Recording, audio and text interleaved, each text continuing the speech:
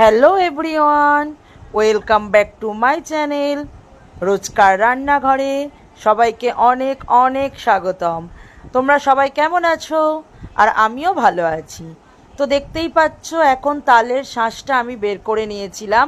তারপরে ওটাকে চিনি দিয়ে একটু আমি গ্যাসে জাল দিয়ে রেখে দিয়েছিলাম। তো এখন আমি ওটা দিয়ে পরোটা বানাবো, সেই জন্য ময়দাটা ভালো করে এখন মেখে নিচ্ছি। ভালো করে ময়দাটা থেসে থেসে মাখানো আমার প্রায় কমপ্লিট। তো এবার এটা থেকে আমি লেচি বের করে নেব। দেখি কটা হয় লেচি। তো 6-7টা হয়েছে। তো এটা দিয়ে আমি এখন গরম গরম তালের পরোটা ভাজবো। তো আমরা তো তাল মোটামুটি খাই, যদিও তাল ফুরুলিটা আরও বেশি ভালো লাগে, কিন্তু রোজ তো আর করা যায় না। তো সেই জন্য আজকে ভাবলাম চলো একটু তালের পরোটা বানাই, একটু অন্যরকম কিছু খাই।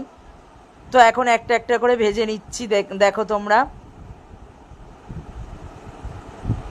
আমরা পছন্দ করি, কিন্তু আমার বাবা আবার অতটা তাল টাল পছন্দ করে না। তো বেশ ভালোই লাগে মিষ্টি মিষ্টি খেতে। তো দেখো, আমার এখন পরোটাগুলো প্রায় ভাজা হয়ে এলো। আর এই জন্মাষ্টমীতে কিন্তু সবারই গপুর জন্য তালের খুব দরকার হয়। তালের ক্ষীর, তাল ফুরুলি এসব গপুকে দেয়। তো চলো টাটা।